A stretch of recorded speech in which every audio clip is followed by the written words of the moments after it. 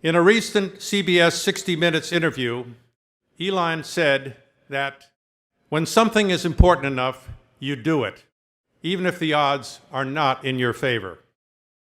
In his intimidable style, Elon followed this guiding principle when creating SpaceX. This past month, SpaceX successfully launched the Dragon space capsule on top of its Falcon rocket. And Dragon successfully docked at the International Space Station, simultaneously launching a new era of commercial space flight. As an inventor, entrepreneur, visionary, and relentless dreamer, Elon has proven over and over that his dedication to advancing science and engineering is boundless. Known for the success of his many companies, SpaceX, Tesla Motors, Solar City, and PayPal, Elon is a Renaissance man with a passion for learning and unleashing the human potential. Today we welcome Elon to Caltech as a friend, a fellow engineer, and a mentor to our students. Please join me in welcoming Mr. Elon Musk.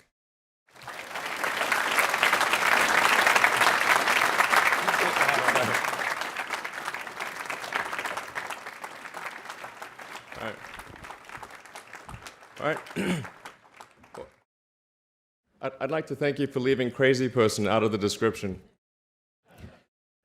So I thought, I was trying to think, what is the most useful thing that what could I say that could actually be helpful or useful to you in the future? I thought I'd perhaps tell the story of how I sort of came to be here. How did some of these things happen? And maybe there's some lessons there, because I often find myself wondering, how did this happen?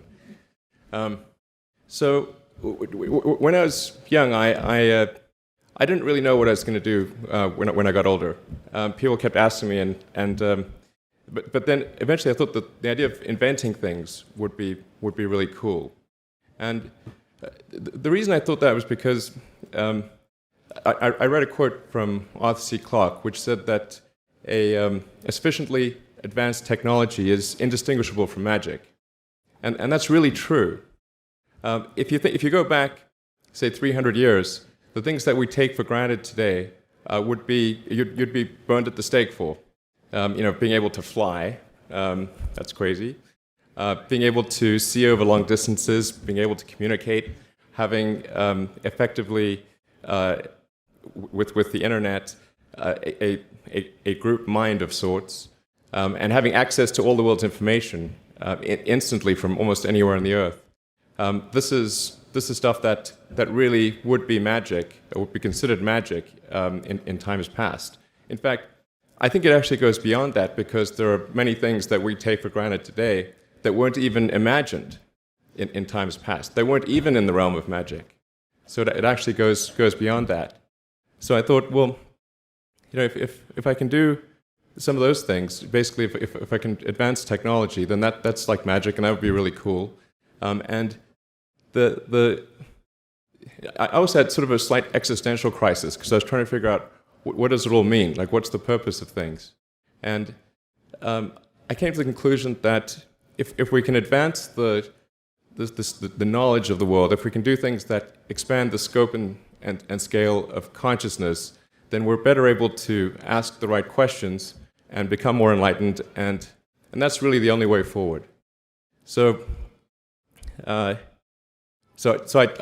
studied physics and business, because I figured in order to do a lot of these things, you need to know how the universe works, and you need to know how the economy works.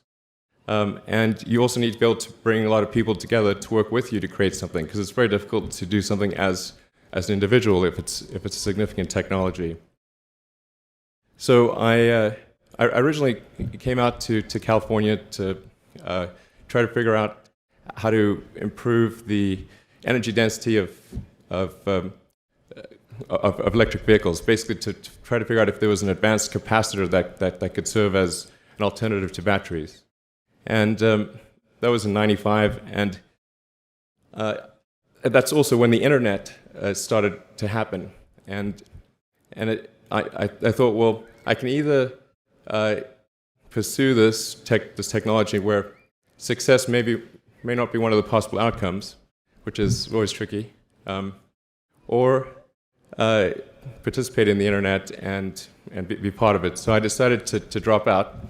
Now, obviously, fortunately, we're past graduation, so I can't be accused of recommending that to you. So did some internet stuff. Did a few things here and there. One of which was PayPal. And I think maybe it's helpful to say one of the things that was important then in the creation of PayPal was kind of how it started, because initially, the initial thought was with PayPal was to create an agglomeration of financial services, so to have one place where all of your financial services needs would be seamlessly integrated and work smoothly. And then we had like a little feature which was to do email payments, and whenever we'd show the system off to someone, we'd show the hard part, which was the agglomeration of financial services, which was quite difficult to put together. Nobody was interested. Then we'd show people email payments, which was actually quite easy, and everybody was interested. This is, I think it's important to take feedback from your environment. You want to be as closed loop as possible. So we focused on email payments and really try to make that work, and that's what really got things to take off. But if we hadn't responded to what people said, then we probably would not have been successful. So it's important to look for things like that and focus on them when you see them, and you correct your prior assumptions. And then going from PayPal, I thought, well, what are some of the other problems that are likely to most affect the future of humanity? It really wasn't from the perspective of what's the rank-ordered best way to make money, which is okay, but it was really what I think is going to most affect the future of humanity. So I think the biggest terrestrial problem we've got is sustainable energy, but the production and consumption of energy in a sustainable manner. If we don't solve that this century, we're in deep trouble. And then the other one being the extension of life beyond Earth to make life multiplanetary. That's the basis for the latter is the basis for SpaceX, and the former is the basis for Tesla and Solar City. And when I started SpaceX, initially I thought that, well, there's no way one could possibly start a rocket company. I wasn't that crazy. But then I thought, well, what is a way to increase NASA's budget? That was actually my initial goal. So I thought, well, if we can do a low-cost mission to Mars, something called Mars Oasis, which would land seeds with seeds and dehydrated nutrient gel, and you hydrate them upon landing, and then you'd have this great sort of money shot of green plants on a red background, and the public tends to respond to precedents and superlatives, and this would be the first life on Mars, the furthest that life's ever traveled, as far as we know. And I thought, well, that would get people really excited, and therefore increase NASA's budget. So obviously, the financial outcome from such a mission would probably be zero. So anything better than that was on the upside. So I actually went to Russia 3 times to look at buying a refurbished ICBM. Because that was the best deal. And I can tell you it was very weird going there in late 2001, 2002, going to the Russian rocket forces and saying, I'd like to buy 2 of your biggest rockets, but you can keep the nuke. That's a lot more. That was 10 years ago, I guess, so they thought I was crazy, but I did have money, so that was that was okay. Um, and after making several trips to Russia, I came to the conclusion that actually my initial impression was wrong about because my initial thought was, well, that there's not enough will to explore and expand beyond Earth and have a Mars base and that kind of thing. But I came to the conclusion that was wrong. In fact, there's plenty of will, particularly in the United States, because the United States is a nation of explorers, of people who came here from other parts of the world. I think the United States is really a distillation of the spirit of human exploration. So, but if people think it's impossible, then, or it's going to completely break the federal budget, then they're not going to do it. So after my third trip, I said, okay, well, what we really need to do here is try to solve the space transport problem, and started SpaceX. This was against the advice of pretty much everyone I talked to. One friend made me sit down and watch a bunch of videos of rockets blowing up. Let me tell you, he wasn't far wrong. It was tough going there in the beginning because I'd never built anything physical. I mean, I'd built like little model rockets as a kid and that kind of thing, but I'd never had a company that built anything physical. So I had to kind of figure out how to do all these things and bring together the right team of people, and so we did all that and then failed 3 times. It was tough going. Because the thing about a rocket is that the passing grade is 100%. You don't get to actually test the rocket in the real environment that it's going to be in. So I think the best analogy for rocket engineering is like if you want to create a really complicated bit of software, you can't run the software as an integrated whole, and you can't run it on the computer it's intended to run on. But the first time you put it all together and run it on that computer, it must run with no bugs. That's basically the essence of it. So we missed the mark there. The first launch, I was picking up bits of rocket near the launch site. It was a bit sad. But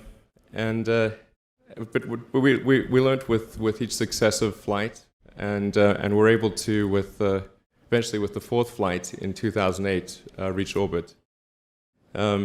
And that was also with the last bit of money that we had. So thank goodness that happened. I think the saying is 4th time's the charm.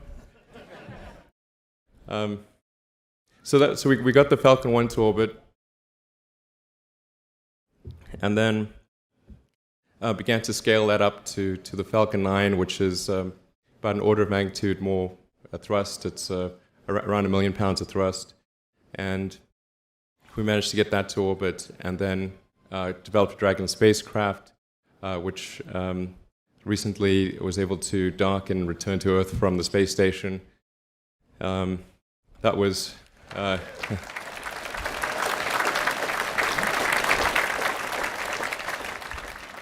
thanks. That was a white-knuckled event. Yeah, it's a huge relief. Still can't quite believe it actually happened. But there's a lot more that must happen beyond this in order for humanity to become a spacefaring civilization, ultimately a multi-planet species. And that's something I think it's vitally important, and I hope that some of you will participate in that, either at SpaceX or at other companies, because it's just really one of the most important things for the preservation and extension of consciousness.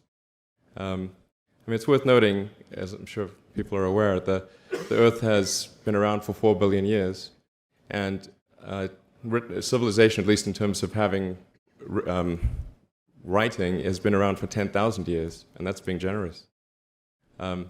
So it's really it's somewhat of a tenuous existence that civilization and consciousness, as we know it, has been on Earth, and I think. I'm actually fairly optimistic about the future of Earth, so I don't want to sort of people to have the wrong impression that I think we're all about to die. I think things will most likely be okay for a long time on Earth, but not for sure, but most likely. But even if it's sort of 99% likely, a 1% chance is still worth spending a fair bit of effort to ensure that we've backed up the biosphere, planetary redundancy, if you will. And so I think it's really quite important. And in order to do that, there's a breakthrough that needs to occur, which is to create a rapidly and completely reusable transport system to Mars, which is one of those things that's right on the borderline of impossible. But that's sort of the thing that we're going to try to achieve there with SpaceX.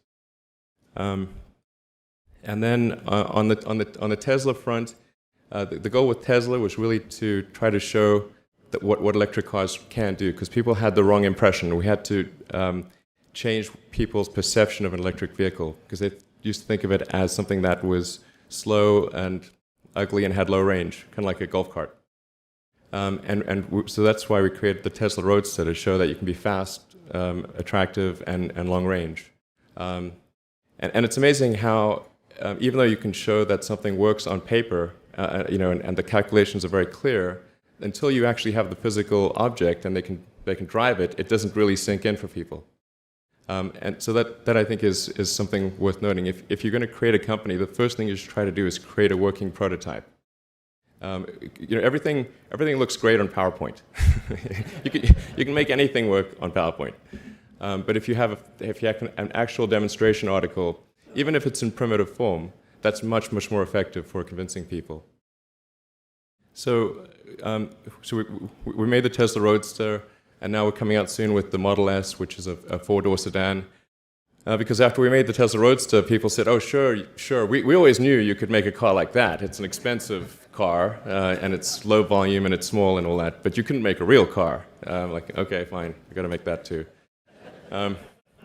So that's coming out soon. Yeah, so that's the, I think the where things are, and hopefully there are some lessons to be drawn there. But I think the overarching point I want to make is that you guys are the magicians of the 21st century. Don't let anything hold you back. Imagination is the limit, and go out there and create some magic. Thank you.